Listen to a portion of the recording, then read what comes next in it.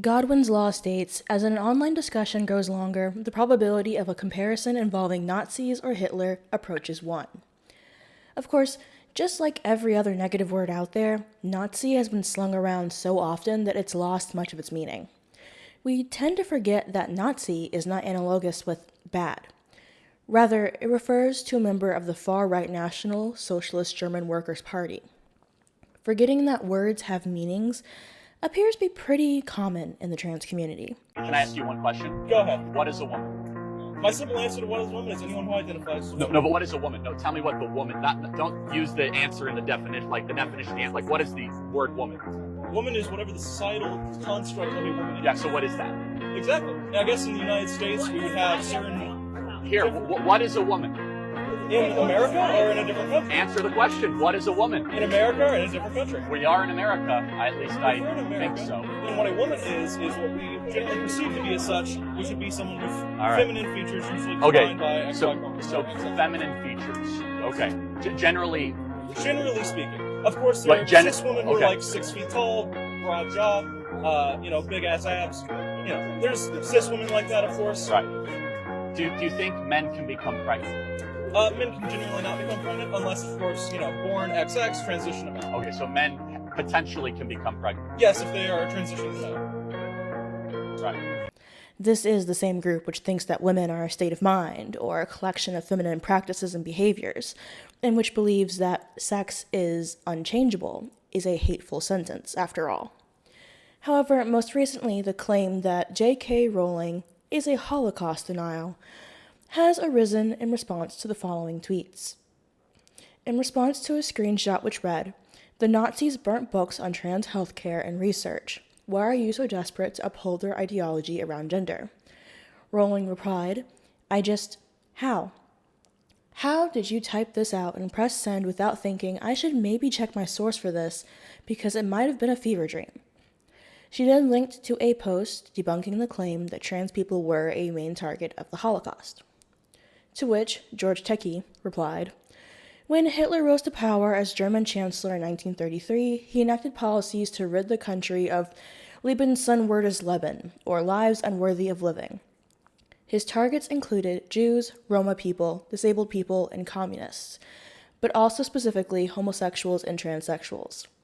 While many are familiar with haunting images of the first book burnings in Germany, which took place in May of 1933, most aren't fully aware of their origin story.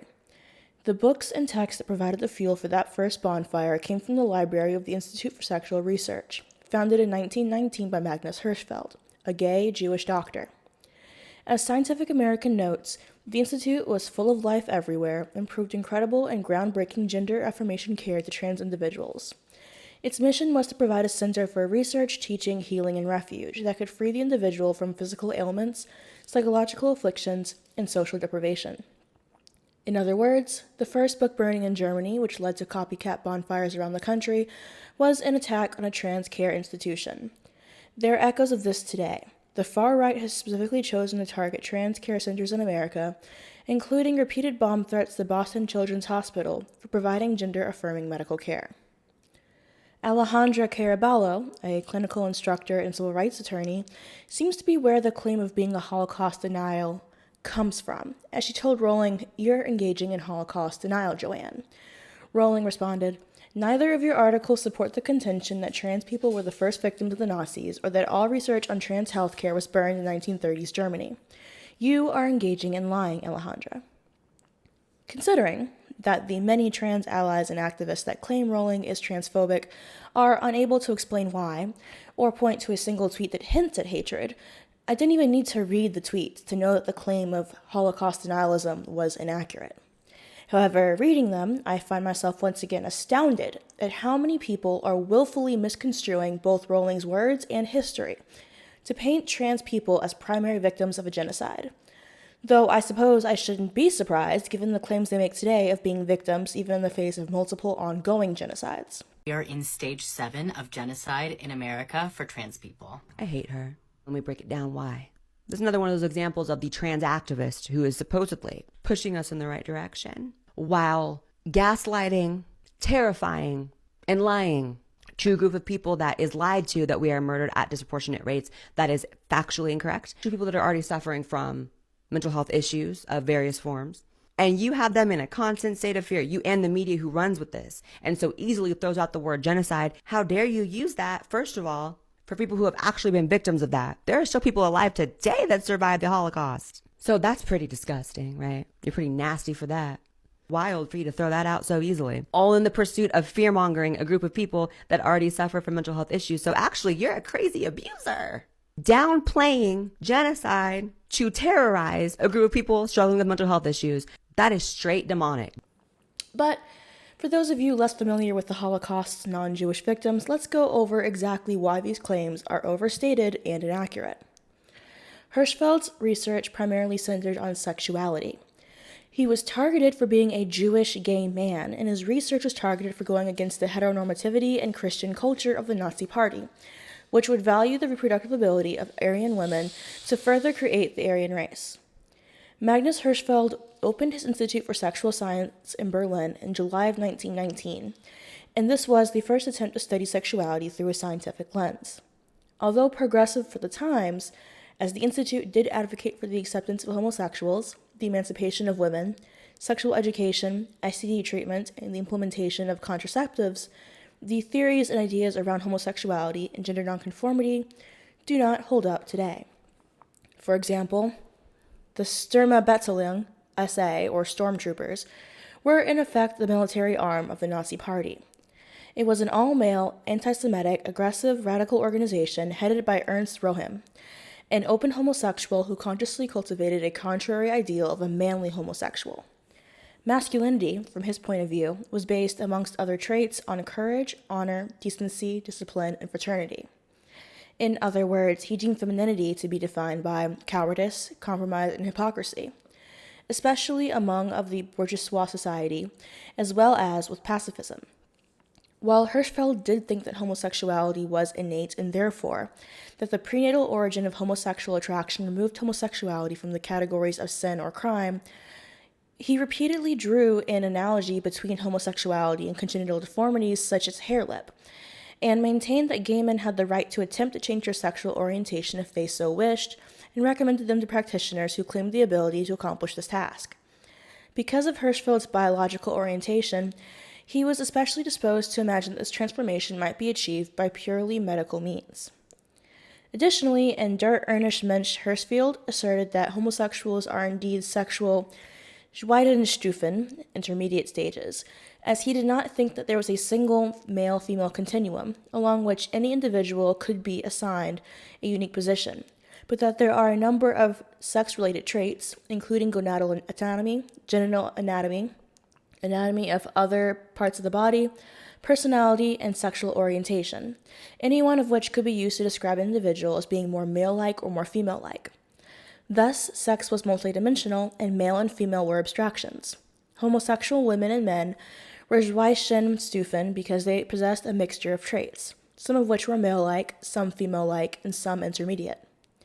He believed that homosexuality was a case of sexual development gone wrong, wherein lesbians were more man-like than heterosexual women, and gay men were more female-like than heterosexual counterparts. He believed that same-sex orientation was sometimes accompanied by physical characteristics of the opposite sex. The hips of some gay men were broader than average, for example, while those of some lesbians were sometimes narrower, and even speculated that some gays and lesbians were intersexed in terms of their reproductive physiology. He suggested that it would be worthwhile to examine the vaginal secretions of lesbians for the presence of spermatozoa, and the urine of gay men for menstrual blood.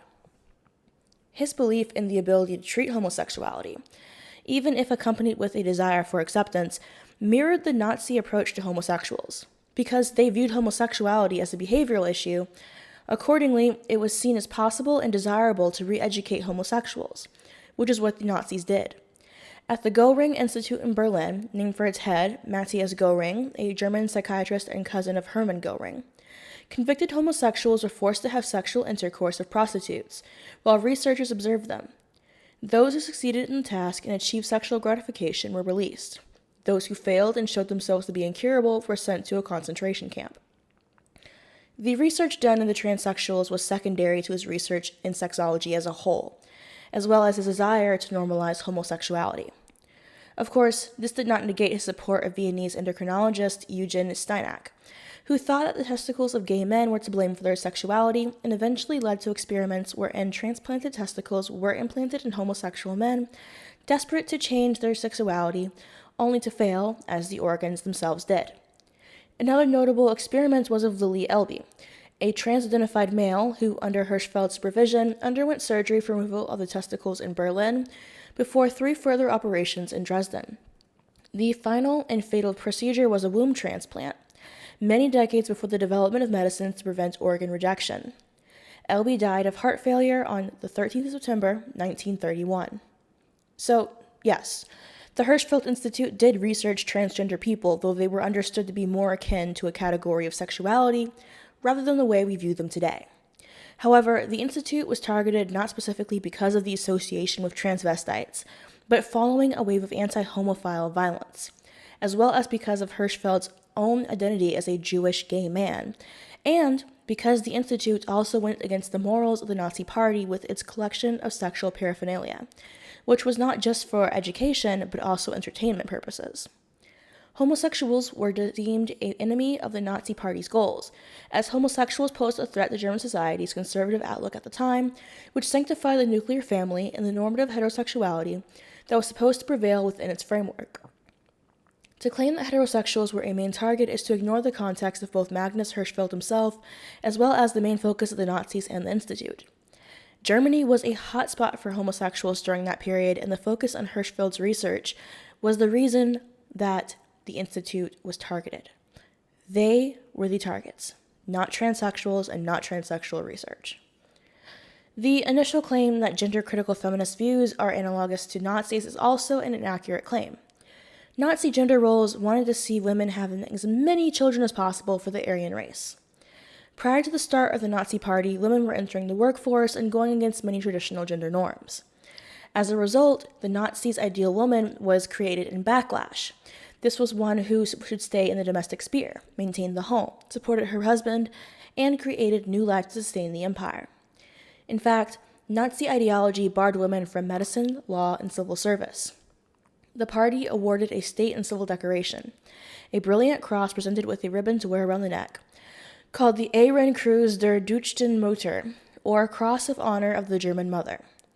Bronze went to eligible mothers of 4 or 5 children, silver for those with 6 or 7, and gold with those with 8 or more kindi. There were even schools to train women into these perfect wives, which of course imposed the importance of raising their kids under Nazi ideology. Radical feminists, and indeed J.K. Rowling, regardless of how she identifies herself, believe that women are not defined by their biology, nor by the stereotypes or expectations imposed upon a woman because of her sex. Femininity is not the same thing as being female. The beliefs of the Nazi Party are more akin to the gender essentialism of the trans movement, which views femininity as indicative of femaleness, and masculinity as indicative of maleness, an echo of the conservative belief that women must be feminine and men masculine.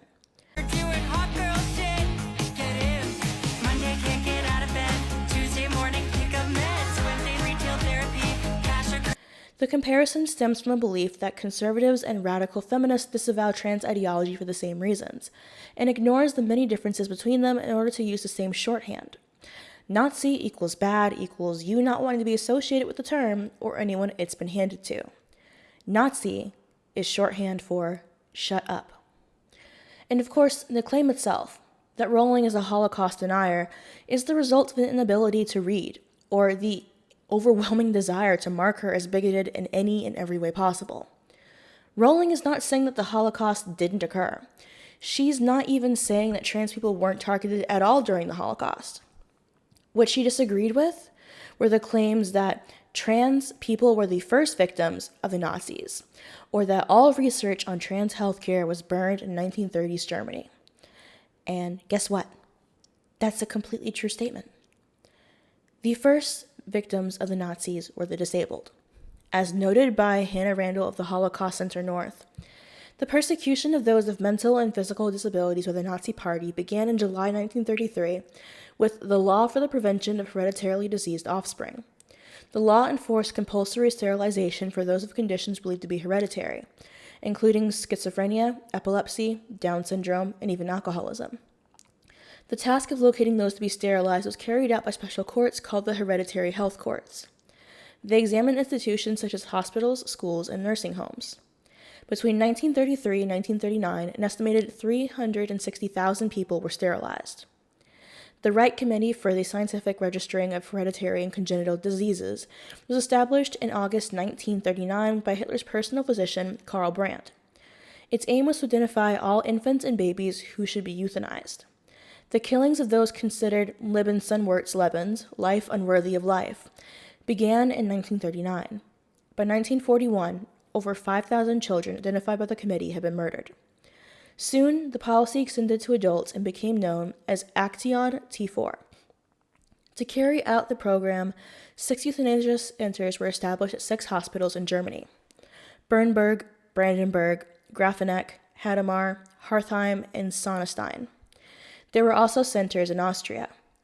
These centers played a crucial role in the development of the Holocaust. The gassings of those as part of Action T4 began in January 1940. Those chosen would be bused to the euthanasia centers where a fake medical examination would take place before they would be sent for a shower. These were, in fact, the gas chambers. Most of those killed were murdered within 24 hours of their arrival at the centers. Their families would then be sent a falsified death certificate, along with an urn containing ash, as the victims would be cremated as a group. As the German army occupied Europe and began filling ghettos with Jewish citizens, the Nazis searched for the most efficient way to kill as many as possible. In the East, mass shootings of Jewish and other undesirable people by the Einsatzgruppen was slow, expensive, and stressful for those carrying out the killings. By June 1941, the Nazis began to experiment with mobile gas vans as a new, less costly method. The Einsatzgruppen proceeded to gas hundreds of thousands of people, mostly Jews, Roma, and mentally ill people. The use of gas to kill disabled people and prisoners of war as part of Action T4 experiments were also carried out in Auschwitz in September 1941 with Zyklon B gas.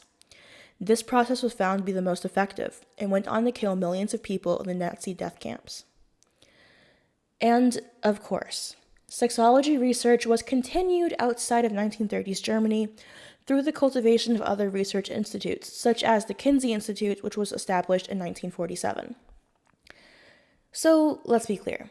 Rowling isn't a Holocaust denier or Nazi apologist any more than she is transphobic or racist or anti-feminism.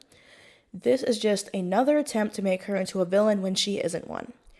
Her only crime continues to be being willing to stand up for women's rights and the rights of homosexuals. This, dear viewers, is where we part. I got this really stupid comment claiming that Rowling was a Holocaust denier, and I was like, okay, you just made something up, because pretty much anything they throw at her is made up at this point. But I do my research, and of course there's plenty of people repeating the same claim without actually explaining why it's such a wrong claim. They just list these tweets and pretend that that's enough to give context to someone. And I've already done my research into the Hirschfeld Institute. I've done research into that before. I don't think their experiments were moral. I don't think that it's this bastion of progressivism. I think it was, for what it was, progressive, but we shouldn't be pretending that this is some wonderful institution that would have had transgender rights so much further ahead if it was still around. People looked at this institute as a place for perversion, not just because of the association with homosexuality, but because the museum and the study into sexology didn't just end at homosexuals and bisexuals and lesbians. I mean, they had a sex museum, basically. And the 1930s wasn't going to take that very well, no matter how it was presented. Anyhow, if you guys have any comments, questions, or concerns, let me know in the comment section down below. And I'll see you guys next time. Bye.